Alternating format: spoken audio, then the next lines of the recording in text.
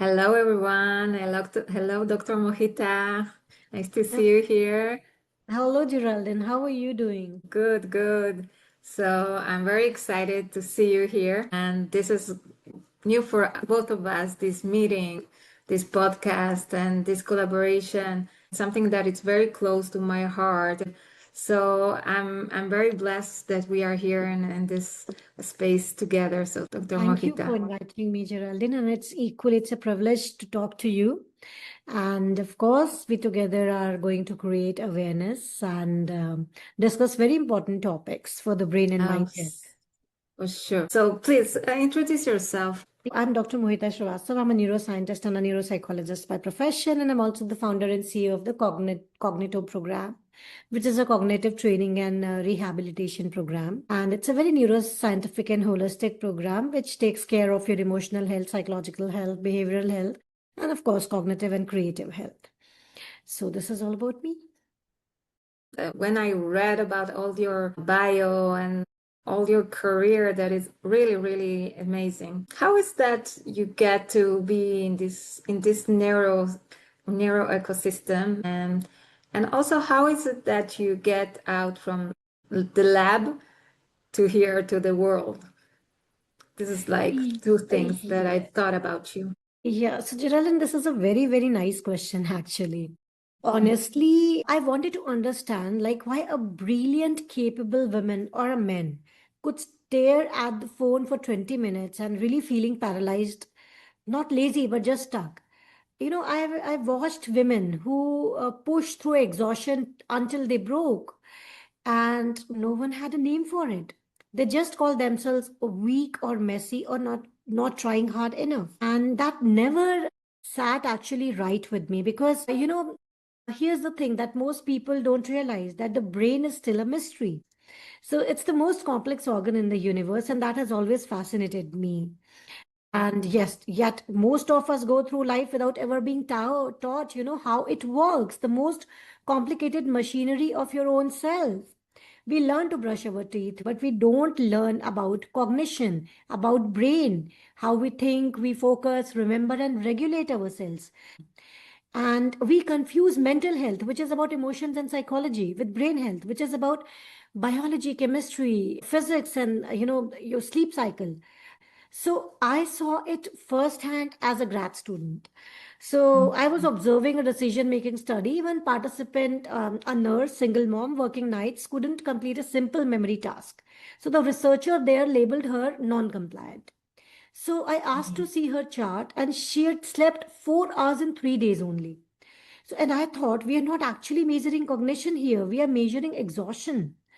That broke something in me because here's the crucial distinction no one was making, that the brain, our capable brain is the organ. The mind is what the brain does. So your brain is pretty much physical, neurons, synapses, blood flows, they're chemicals. But your mind is the experience, your thoughts, memories, emotions, beliefs, and sense of self. There was a big, big, big lag. So when people say, I'm so overwhelmed, that's their mind talking. But the root cause is often their brain. Low prefrontal cortex activity, a hijacked amygdala. Most people have never been taught that difference. So they blame their mind. I am weak, I am broken, I can't cope. When really their brain is just exhausted, dehydrated, and overloaded. I wanted to translate what happens inside a tired, overwhelmed, male or female brain, not in a lab with clean light and no distractions, but at 10 p.m. with a sink full of dishes or a crying toddler. That's a brain pattern. And once you see the pattern, you can definitely change it. And here comes the concept of neuroplasticity. Because you can't fix what you can't name. And for too long, women have been told their exhaustion is their fault. But neuroscience says no, it's biology, and biology can be definitely understood, worked with, and healed. Now, Mm. to answer your next question, like my aha moment, that when I realized Yes, that cognitive program needed to leave the lab and actually go out into the real world. See, to answer this question, I must mention somebody whom I will never forget. She was my client, a CEO, mom of two, sat in my office and whispered, I don't have depression. I have 37 unread texts and a two to-do list that never ends. That actually stopped me cold. Your brain is like the hardware of a computer. You can measure it with an EEG or an fMRI. But your mind is the software of the computer. Thoughts, stories, worries, beliefs, emotions, the inner voice that say, I can't do this anymore. So most lab research focuses on the brain in perfect isolation. Quiet room, no toddler, no boss, nothing. But in real life, it is actually a battlefield of interruptions. And every single interruption forces your brain to switch context, which exhausts your prefrontal cortex, overwhelm your amygdala. Your mind then interprets that exhaustion as I'm failing. So that what happened to that CEO? Her brain was fine, her scans were healthy, but her mind was drowning in a never-ending loop of I should be handling this better. Then came another client, just for the namesake, let's call her Sarah. She was a VP of Okay. operations. She told me that I lie in bed at 2 a.m. mentally reorganizing my pantry because that feels easier than facing my inbox. That was my true aha moment, actually. You see, the lab teaches you to control for variables, quiet room, no phone, dim lights, but life doesn't have controlled variables. Life is chaotic, and the gap between lab brain and the real world mind is where actually we all break. Like, for example, this client, she didn't need more breathing exercises. She needed a protocol that worked mid meltdown while her toddler was crying, her boss was texting, and her brain was screaming, threat, threat, threat. So, we redesigned everything. We took techniques used for PTSD, ADHD, which are proven to regulate the amygdala and restore prefrontal cortex function, and compressed them into 90-second neural resets. But here's the key. We didn't just test them in the lab. We tested them in grocery store, parking lots, during Zoom calls, at 3 a.m., after arguments, while pumping gas. Because the brain learns in repetition, but the mind learns in context. So if a tool works in silence, it's useless to a busy woman. So when she said, I used the 478 breath while pumping gas and didn't cry, I knew the lab was over. The word was the new lab. So that's the neuroscience of real life. You can't change the mind by only studying the brain and mind on papers in a vacuum in a lab. You have to meet the brain and mind where it actually lives, in the chaos, in the carpool, the 2 a.m. pantry reorganization. And once you do that, that's when actually the healing becomes possible. It's amazing that you find the way to help people to see that when they have this moment of overwhelm and a lot of noises in their brain, in their mind, you can find a way to help them with the physical, biological way. It's really amazing to see that. Thank you. Um, so, if we focus on women, like you started to say, let's talk about them and the struggle that they have during the busy day on their life. We found women that they have this a lot of things that they're burnout of the overcharge tasks that they have in their own career and also in family and also their emotionals that they go through, what kind of tools they can take to their life and from your program that can help them. See, to be very honest, we must understand. Let me start with the truth that might surprise you, that your brain is not designed to make you happy. It's designed to keep you alive. And here is where the confusion between the brain and mind really matters. That your brain is an ancient survival machine. It has been shaped by millions of years of predators and threats. But your mind is a storyteller that lives inside that machine. It takes raw neural data and turns it into I'm overloaded with the work, I'm failing, or I can't cope. My coping machinery is just damaged. And most people don't know this difference. So whenever these kind of thoughts loop, they think something is wrong with me, but nothing is wrong. You're just experiencing, a 100,000-year-old operating system running a 2026 life. And, But if we talk about this woman that she feels guilty about herself and she's exhausted and a lot of it's this thought, this negative thought, it's like natural. It's biological because, as I said, that there is a structure called as amygdala, which is a part of limbic system. Two almond-shaped clusters deep in your brain scans for threat 5 times faster than your reward center scan for joy. That's the negativity bias we are all loaded with. So, from an evolutionary standpoint, a negative thought might save your life. That Russell might be a lion, right? But today your lion is Exactly. an email, a text from your And mother-in-law, a deadline. So once the amygdala flags a threat, it locks on, and then your mind does it's locked what on. minds do. It creates a So story. the lock, Yeah, exactly. the So when lock. you Yeah, talk about the lock, this is yeah. like you are so focused on this negative. We are nail it. So how can we fag to take this to one little step to stop this negative thought that take control of our life? One little thing that they can take this day. See, it's just not about telling them that this is just, to an overwhelmed woman to just breathe or just to pause. It's like telling someone to just stop bleeding. So you can't reason with the brain that's on fire. You have to go to the body first because the body is the bridge between the brain and the mind. So regulate the brain, regulate the body, and regulate the mind. And that can finally change the story because you must focus So on regulate is what regulate. You you're must saying. focus on some Regulate. sort of creativity. You must focus on some sort of cognitive exercise, which gets Exercise. back, which back the whole to gives back the whole to the prefrontal cortex rather than hijacking your amygdala because now your amygdala is hijacking your thoughts and emotions and belief system, the threat detection center of your brain, and you just want your prefrontal cortex to think rationally, logically, and perform the task stepwise. So you must do some creative task that gives you motivation. You must do or get engaged in some sort of cognitive exercise. It could be whether learning a new language, learning a new music, learning a new sport, writing something, anything that will immediately get back to you the reality, and you will not get overwhelmed with the thoughts by your mind. And that can be done wherever you are. Can't you listen to music wherever you are?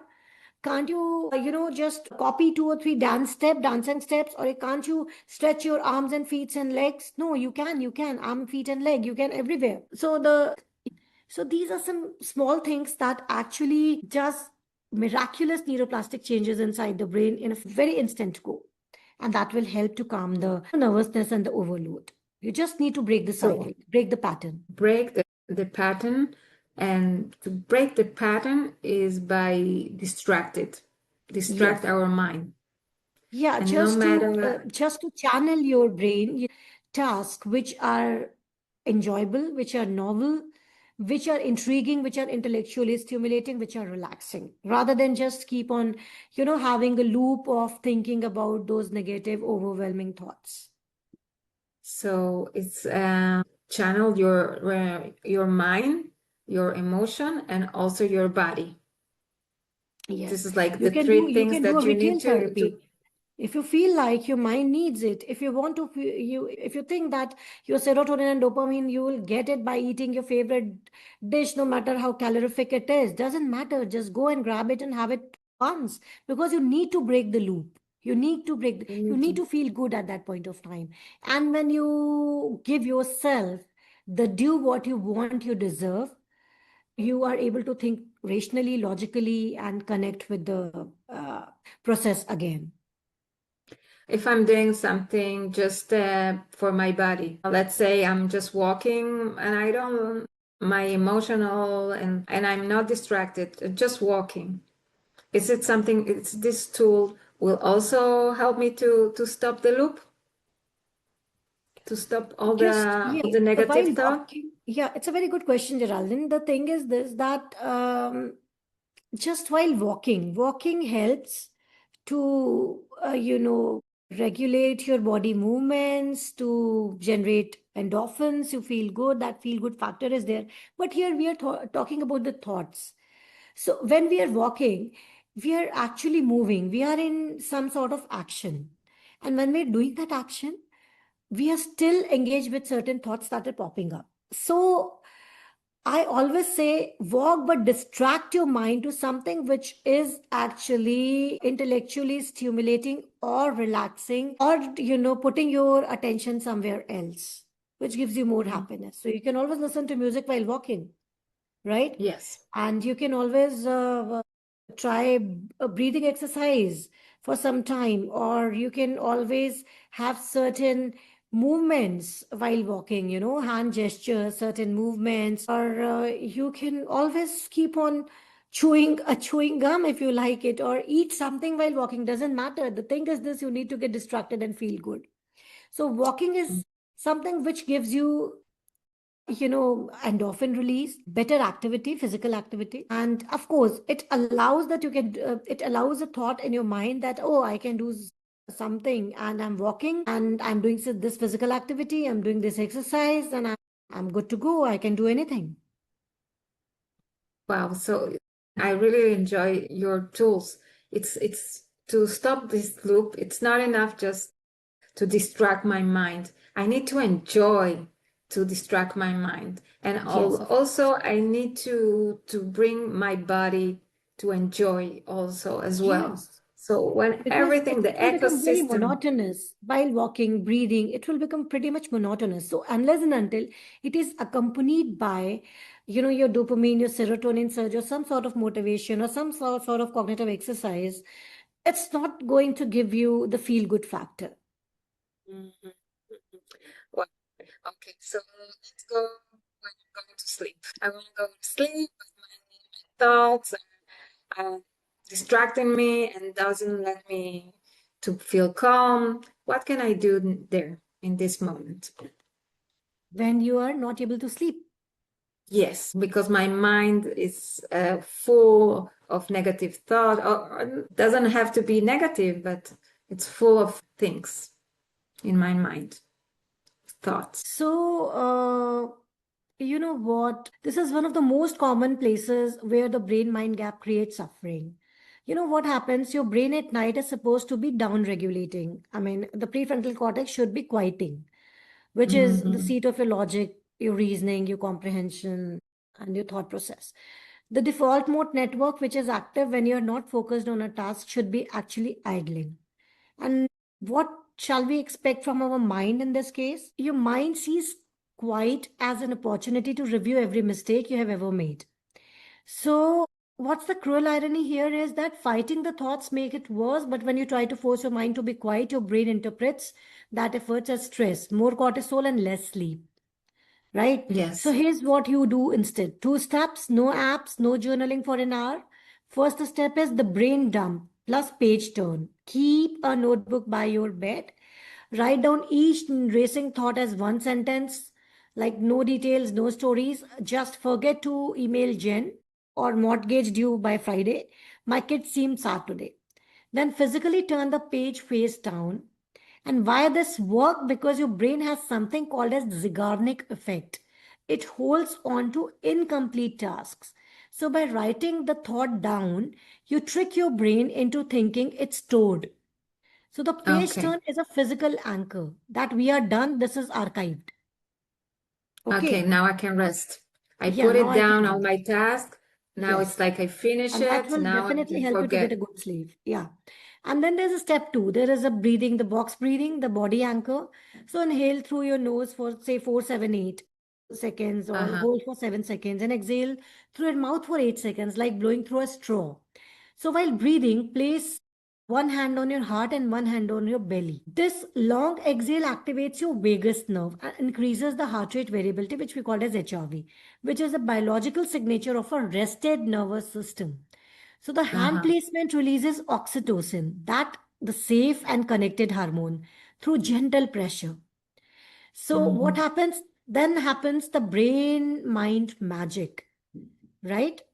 So, what is the brain mind magic? Here, that happens, of course, it activates your vagus nerve, but now your brain is getting a physiological signal of safety. And your mind does not have to Um, calm down first. The body leads, the mind follows. So, do 4 rounds. um, Most women fall asleep by round three.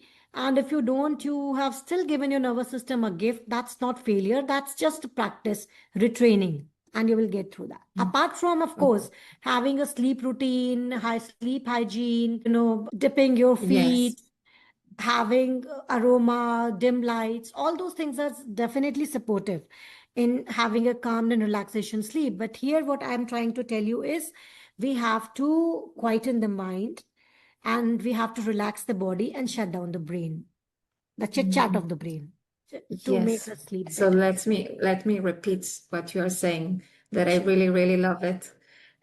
So beside of the regular day life, when we have this moment that something is bothering us so, so much, first of all, you stop, you realize that something is bothering you, and you put it on the note, but not a story. It's just a list, A, B, C, for help your mind to let it go. And then you say, And okay, just flip the it's paper like, down.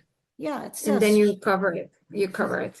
done and dusted. That it's done. And then the mind says, okay, now I can rest. But the The brain body says, and yes, the brain says, now I can rest. It's the archived. Yeah. but the breathing, it's still, intense. This is what you say. So now you need to think about the body and the breathing. So that's why you talk about the box breathing. But you're saying it's not, but it's like you're saying that the body will start to let it go, then the mind will let go after the Mind body. follows. The Yeah. body will control. Yeah. Because you need to So place your hand on your heart, on your belly. You need to feel that I'm safe. The oxytocin release, the endorphin release, the hormone of amazing. connectedness, the hormone of feeling safe. While putting physically your hand over your chest or towards your heart or your head or your belly, it gives you that assurance. Amazing, amazing. So many tools that we can take in our daily life. And I think that I would like to finish with is the gratitude. Also, what in this your theory, when we are the woman in this moment, how we can bring the tools of gratitude to help us, to help our mind, our brain. The gratitude is something that I would like to focus on. See, this is a very good question, Geraldine. And for every woman listening who feels guilty for being overwhelmed, neuroscience always reminds us that we are completely normal. And how can practicing gratitude help heal the brain? So, I would like to shed a light on this because I want to say this very directly because women don't hear it enough. That overwhelm is not a moral failure, it's a neural state, it's a neurological state. And guilt is the mind turning against itself. So the brain mind distinction that actually changes everything is that the brain actually, as I mentioned earlier also, has a limited capacity for executive functions for your decision making, strategic planning, impulse control, cognitive flexibility, attention, regulation. It's like a battery. So every decision, every interruption, every emotion you regulate drains it. So when it's empty, it's empty. That's biology, simple biology. And your mind keeps on creating a story about that empty battery, that I'm weak, I'm lazy, everyone else is handling more. The story is not true, Mm. it's just a story, and it adds a second layer of cortisol to an already exhausted system. So, first, normalize it. Say this sentence out loud right now, wherever you are, that my brain is doing exactly what brains are supposed to do, evolved to do. I am not broken, I'm overloaded. That single reframe moving from mind blame to brain fact lowers Mm. shame driven cortisol by up to 40% in clinical studies. Second comes this Wow. gratitude, but not the toxic positivity kind. Do you know the term toxic positivity? The toxic No, positivity is please. a concept which has been imbibed, ingrained in our mind for ages by the society, by the peers, by the adults, by the parents, everybody, by the relatives. That think positive, no matter how bad situation is, think positive or think Mhm. good about everybody. There is something good in everybody. Okay, there is no doubt about it. Positive thinking definitely helps a lot. But all the time when I'm overwhelmed, I'm overloaded, my body, my physical body, my brain, my mind is not able to accept it, and I'm really suffering from something which I really need to sort it out. I cannot think positive, which is very normal and which is very biological and which is absolutely it should be like that if in terms of physiology and biology you or chemistry you ask, right? Yes. So the gratitude should be there, but not in terms of toxic positivity kind that just think positive all the time. I mean, you see a snake as a snake and a cow as a cow, right? So Yes. I mean, a snake will always be a snake and a cow will always be a cow. There's a difference in their nature, right? So here what we can do is we can do micro gratitude scanning. For example, close your eyes for 60 seconds, ask yourself, what's one thing today that wasn't that terrible? I mean, of course, I had a bad day, but what was that one thing that wasn't that terrible? Okay, so I'm saying in terms of when you're overwhelmed, overloaded, because at that point of time, that's a normal biology and chemistry which is happening and which is absolutely correct. There is nothing wrong. Okay, so I cannot have a complete gratitude practice at that moment, but I can have micro gratitude scanning, which means Mhm. closing your eyes for 60 seconds and asking yourself, what's that one thing that wasn't that terrible today with me? It can be ridiculous. Mm. Like my coffee was hot, I put on pants, no one yelled at me for 10 minutes. The sink was empty for 30 seconds. It could be anything like that. It could be any ridiculous thing. So, Right. and then why this works neurologically, I'm just telling you. Your brain cannot hold a threat response and a genuine micro moment of safety at the same time. So, Oh. what we need to do, we need to have or we need to create those micro moment of safety or gratitude, in isolation. This is called as reciprocal inhibition. So, gratitude practice lowers amygdala activity, raises your dopamine, and increases serotonin. It doesn't solve your Mm. problems, it clears the fog so you can solve them. Okay. Wow. So, Okay. one woman I worked with said her first micro moment was the micro gratitude moment was the dishwasher was already running when I walked in. That was it. 3 weeks later, she was sleeping better. Not because her life changed, because her brain's background noise quieted down. So, to every woman who is listening, you are not failing. You have a human brain in an inhumanly busy world. So, the gap between your brain's biology and your mind's expectations is not a flaw. It's the place where self compassion lives. And what is self compassion? Gratitude about micro moments, gratitude about your own self, gratitude about the people around you, or the birds chirping, or your pets, or your kids, or your good clothes, or your good food, or your good perfumes, good jewelry, good purses, good handbags. It could be anything. It could be materialistic thing. It could not be always that you just need to see it in some abstract or in intangible form. So I'm talking about your self compassion as well. So self compassion is not very soft. You must have some self compassion to have gratitude, right? Unless and until you don't think about yourself, you cannot think about those micro gratitude moments as well. So thinking about yourself is pretty much important. That's self compassion. That's not being selfish. And as I said, that the concept of neuroplasticity, where the brain heals itself, one micro gratitude moment at a time, you're completely 100% normal and you're definitely not alone and you're not failing. You are just, just busy in this inhumanly busy world and try to, bridge the gap between your brain's biology and your mind's expectation. And it's not a flaw, trust me. And I always say, Amazing. this is my Amazing. very famous quote. I say that the brain you train is the mind you sustain. So train your Mm. brain so that your mind follows you. Amazing. I just love all the things that you are saying and all your theory. And if a woman would like to get more information, would like to be in touch with you, Dr. Mohita, and to receive your program, your service, where can you give us your details, what she needs to do? Yeah. So, Geraldine, they can always visit my website, www.cognitomeprogram.me. And I would like to tell you that we have started special program for the perimenopausal women. because they are actually, the brain is in this point of time with, that hormonal undersurge and oversurge, hormonal imbalances. What is happening? The brain is actually transitioning to a very, very critical phase. So they are facing emotional overwhelms, anxiety, depression at times, irritability, and apart from that, forgetfulness, lack of attention, brain fog, unable to take a decision. So this is all hormonal what they're going. This is a transition phase. And this is the exact window where they can actually train their brain. And once they reach the menopausal stage, they will find that the brain is completely restructured. They can always reach me through my website www.cognitiveprogram.me, through the contact us section, fill in the form, it will come to us.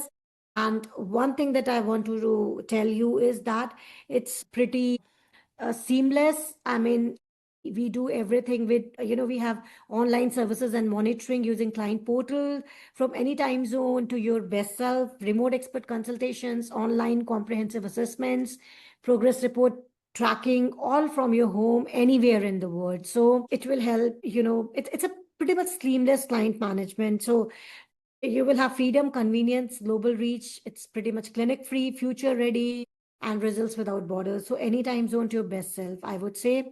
You can always enroll for the Cognitome program, get your initial consultation, get your initial evaluation report, get yourself evaluated, then, go for our assessments, detailed comprehensive assessments, which will not only assess your cognitive health, it will also assess your emotional and psychological health, your behavior, your personality, your creativity, your sensory integration, everything. And on the basis of that, you will be getting your complete profile, complete report profile. And then, if you want, we can enroll you on the basis of your report, your results. We can enroll you for the programs that we offer. We offer Cognitome Femina program, which is for all women who are actually having emotional overwhelm or cognitive impairment or cognitive dysfunction. So this is how they can always reach me, and they can always follow me on my LinkedIn, Dr. Mohita Shrivastava. They can also follow our magazine, which is called as Cognizine. From our website, they can subscribe, or they can always go to my LinkedIn account, and they can always subscribe Cognizine and follow the Cognitome LLC page. So they can contact me via LinkedIn. They can contact me via website. Great, great. Thanks so much. And I would love to meet us, you and me again, and to share more of your knowledge to our audience, to our women in this episode. And maybe they have more questions. Maybe they would like to know other topics, and they would like to ask us what they think that we can do in maybe another workshop or another episode. So please reach out.